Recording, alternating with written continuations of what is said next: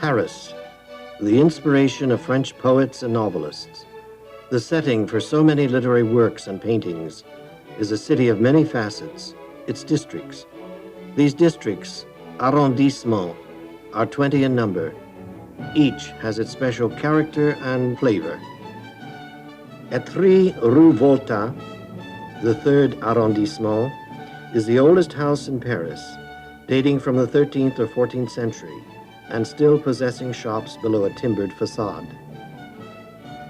In the Rue Saint-Antoine, the fourth arrondissement, is the statue of the playwright Beaumarchais, whose plays, Barbara of Seville, The Marriage of Figaro, helped set the Revolution of 1789 in motion. Novelists of France, Honoré de Balzac, Alexandre Dumas père, Victor Hugo, Stendhal, George Sand, and Émile Zola were rebellious against restrictions. Each 19th century novelist was touched by Paris. Balzac, Hugo, and Zola are Paris and its arrondissement.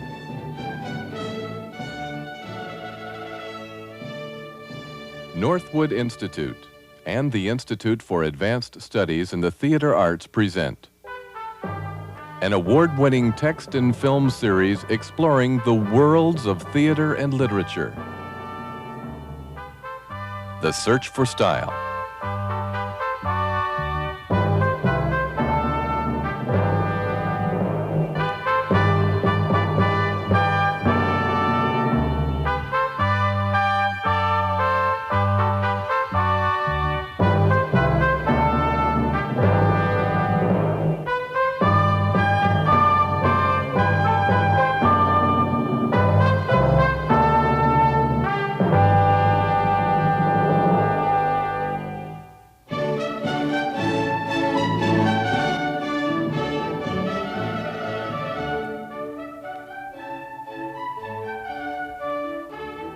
Honoré de Balzac was born in 1799. In November 1814, the whole Balzac family, including Grandmama, removed to 40 Rue du Temple in one of the very oldest quarters of Paris, the Marais, the cradle of his ancestors. Balzac's mother found Honoré an attic room at 9 Rue Lesdiguières, near la Place de la Bastille, in the 4th arrondissement. From his attic window, Honoré de Balzac gazed over the roofs of Paris, brown, gray, and red slate and tile. Balzac passed his law examinations in January 1818. His parents looked to him to restore the family fortune. But he had set his face against a legal career. When Balzac was living at 108 Rue de Richelieu, over a tailor's shop, he was near to the National Library. Balzac had bought a good many non-fiction works, historical and autobiographical, and he borrowed others from the Bibliothèque Nationale. He thought of making plays of them. Living alone at 2 Rue de Tournon, 6th arrondissement, he had steadily been accumulating debts. On the 4th of June, 1826, Balzac left 2 Rue de Tournon to try his luck at being a publisher. His press and residence were at 17 Rue des Marais Saint-Germain, now the Rue Visconti. Balzac's big printer's shop on the ground floor had windows looking onto the street. An iron circular stairway led up to Balzac's living quarters. There he endured the incessant clatter of the printing presses and recurrent crises when bills became due. In 1828, Balzac, besieged by his creditors, fled from the Rue des Marais Saint-Germain. Balzac's friends found him an apartment in the Rue Cassini. The Observatoire district seemed like the end of the world to him, cut off on the one side from Paris by the tree nursery of the Luxembourg Gardens.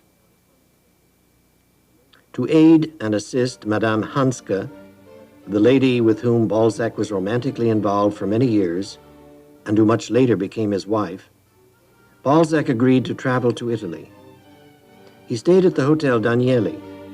Without knowing it, he was given a suite which had been occupied earlier in 1834 by the novelist George Sand accompanied by the poet Alfred de Musset.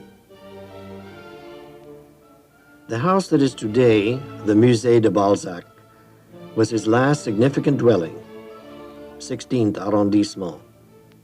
It had a double entrance. Nothing could have suited him better. If any bailiff called at Rue Basse, he could escape down, now, the Rue Berton. The Rue Berton today is one of the most unexpected in Paris. Its ivy-covered walls and gas brackets give it an old country town atmosphere. Ever since Balzac's garret days, he resorted to stimulants, in particular coffee. Balzac wrote his novel Père Goriot in daily spells of 16 to 18 hours, 20 hours a day during November 1834. The 19th century novelist perceived that money governed the world. Balzac took this view and saw the possibility of evoking the whole history of France in a series of novels. This was the birth of his La Comédie Humaine, the human comedy. He saw around him 3,000 characters. Thus, Balzac described the world of Paris and France. Balzac died on the 19th of August, 1850.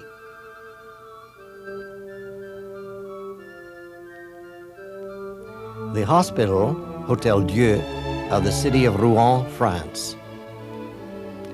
The Dr. Achille Cléophas Flaubert took up residence here with his wife and his son Achille. In the surgeon's quarter was born, December 1821, a son, Gustave Flaubert, who is destined to make illustrious the name of Flaubert. It is the setting of the hospital which surrounded him, where the writer's childhood unfolded. Here he made his first youthful efforts to write. The young Flaubert studied law in Paris. He lived, 6th arrondissement, in an apartment in the Rue de l'Est, near the Luxembourg Gardens. His windows opened on the gardens. The street no longer exists. Flaubert had the longest and most tender friendship with Juliet Herbert, the former English governess for his sister Caroline. In 1865, he made the trip to London to be with her. Together they visited Kensington Gardens, Westminster Abbey. After having spent a whole day at Hampton Court, Flaubert, in characteristic style, wrote, "The sky was a pale satin blue. The moon is rising." Dr. Flaubert had acquired a property at Croisset, a residential quarter of the bourgeoisie of Rouen, on the banks dominating the River Seine. 2 years later, Dr. Flaubert died. In June 1851, his son Gustave Flaubert, who'd been spending his summers here, made it his residence. 3 months later, he started to write at Croisset his Madame Bovary. He loved the place, and he liked to think that the Abbé Prévost had written here, Manon Lescaut.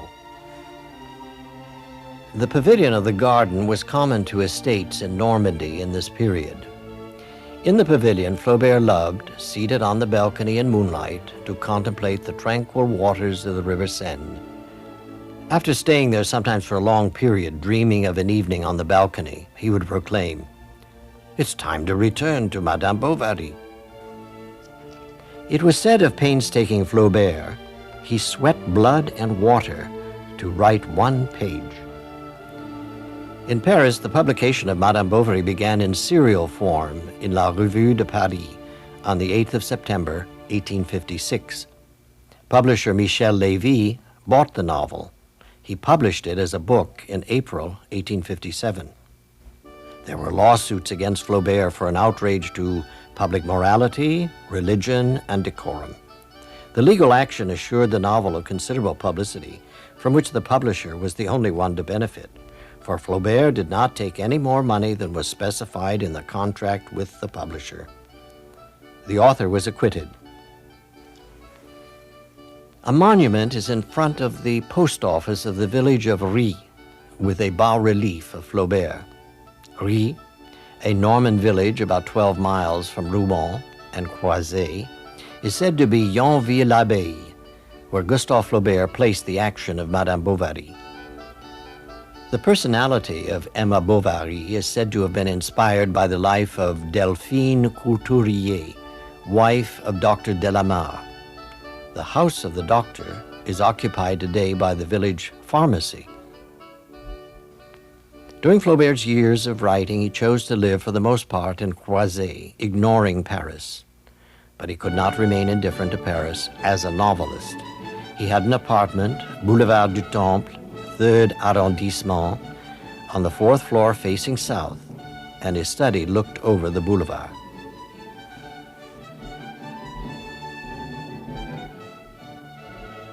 French novelist Marie-Henri Bell adopted the pen name Stendhal. In the year that Honoré Balzac was born, 1799, Stendhal came to Paris to enroll in the École Polytechnique. As reflected in his novel, The Charterhouse of Parma, Stendhal spent much of his adult life abroad, particularly in Italy. However, he returned repeatedly to Paris, as did every French novelist. Like his confrère novelists of the 19th century, Stendhal dissected the rising tide of materialism of the 1840s.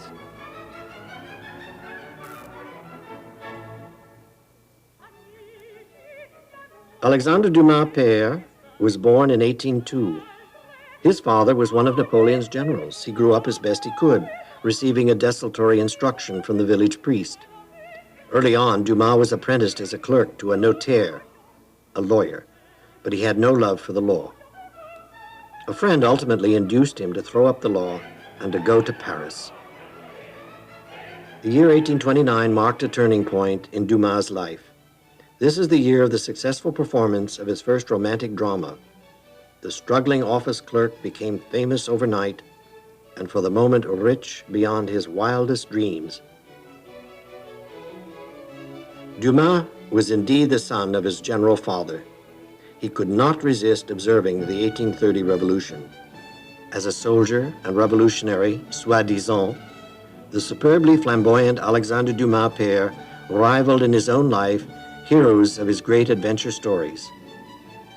The Ile d'If, in the harbor of Marseille, is the site of the notorious prison of Dumas' novel, The Count of Monte Cristo. George Sand was born in 1804. She became the most remarkable and talked-of woman writer in France in the 19th century. George Sand arrived in Paris in the spring of 1832. She spent 2 to 3 hours every day in the Luxembourg Gardens, 6th arrondissement. A masculine attitude, strengthened by the boyish upbringing which she received at the hands of a tutor, encouraged her to wear men's clothes. The little Aurore Dupin, later known as George Sand, passed her childhood at Nohant. It became known for her home, to which she returned each time in search of peace of mind. George Sand's grandmother fell out of love with Danton's revolution. Consequently, on August 23, 1793, she bought the estate of Nohant, lying between Châteauroux and Le Châtre. There had been at Nohant a feudal castle built in the 14th century. Of this, there remains but a single tower. A large house in the style of Louis XVI had replaced the ancient structure. Nohant, properly speaking, is not a chateau, but is a great house. Nohant became for George Sand the haven to which she returned each time in search of her peace of mind. She felt she only lived fully under its roof. The trees provided the place for her and her walks with her guests. Nohant was where she gathered together her friends. Among them, Balzac, Chopin, Dumas fils, Théophile, Gautier, Flaubert, Turgenev. George Sand was never so happy except when the house was full to the rafters with guests. Here in this space was where she loved the first thing and the last thing of the day to write the major part of her work. She altered the house a bit in order to provide a large window to give more light into the studio of her son Maurice. On a little secretary, hidden by a false door, she would set herself to work.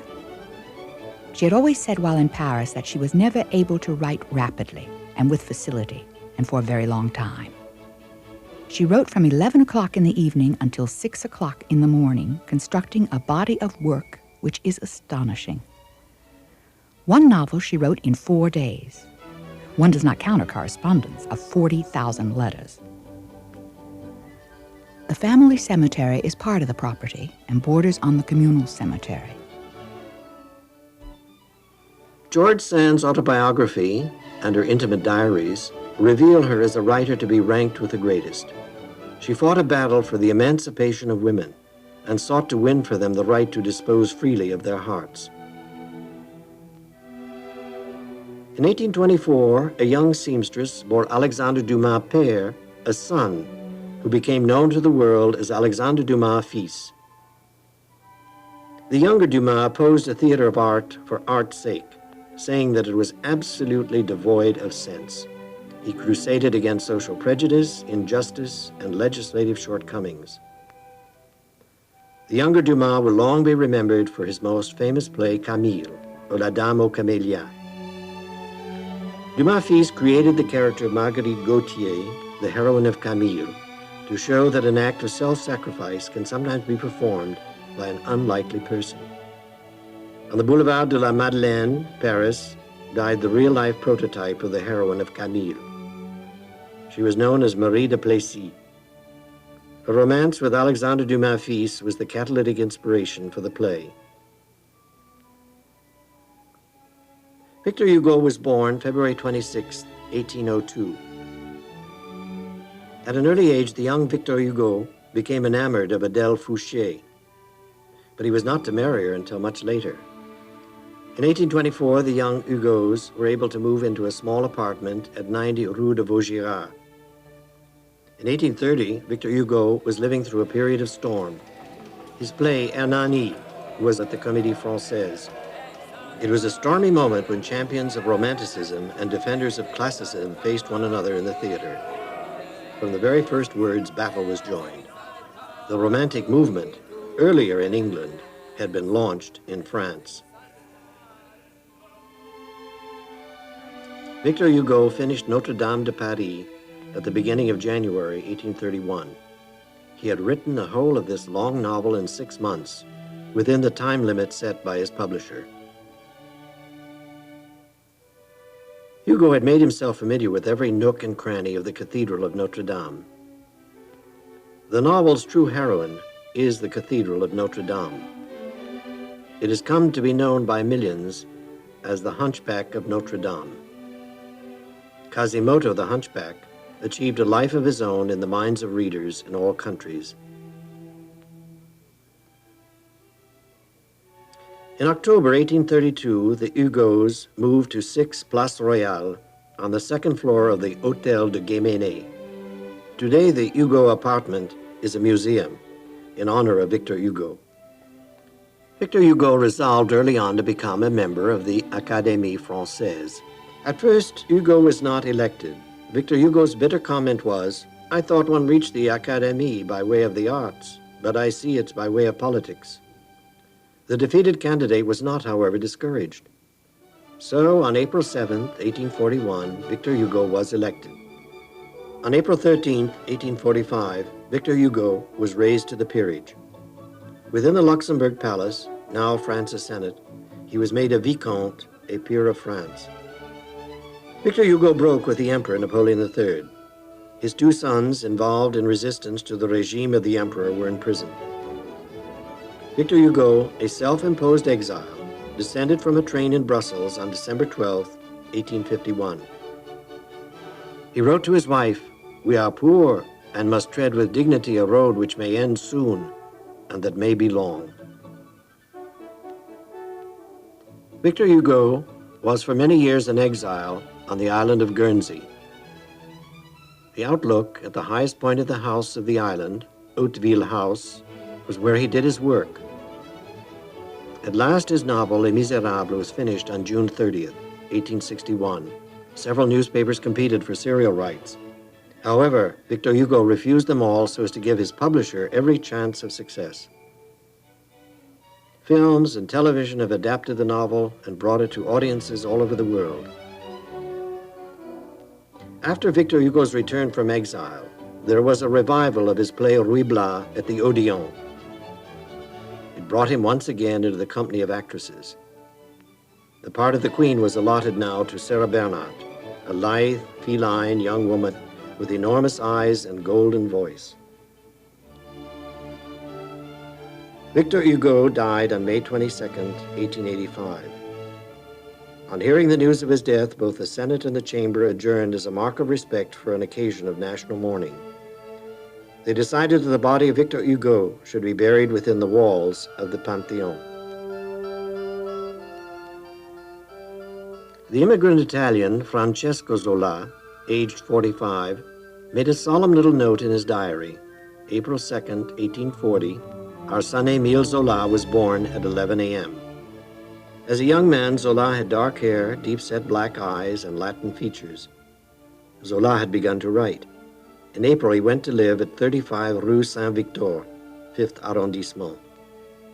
In those days, he would walk for miles along country roads, lie full length in the clover reading. He had devoured the whole of Montaigne. In June 1864, Zola wrote to a publisher, "3 publishers have turned down my manuscript, sir, but I know I have talent." The publisher was impressed.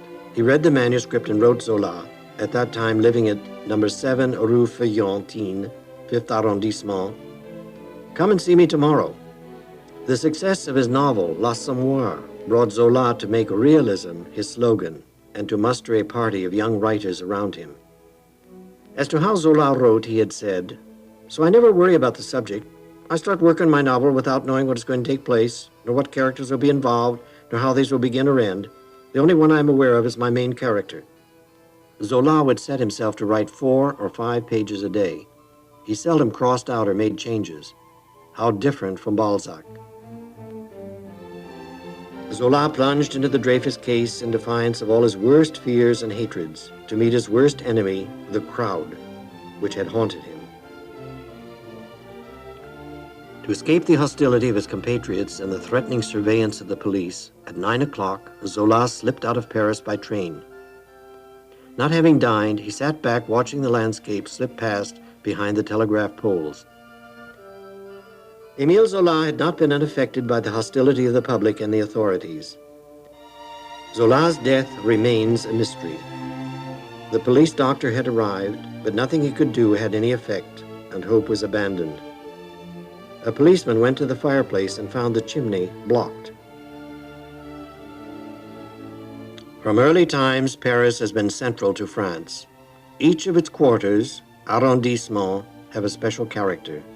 France's writers, moving as they did from arrondissement to arrondissement, were shaped by those individual differences of each arrondissement.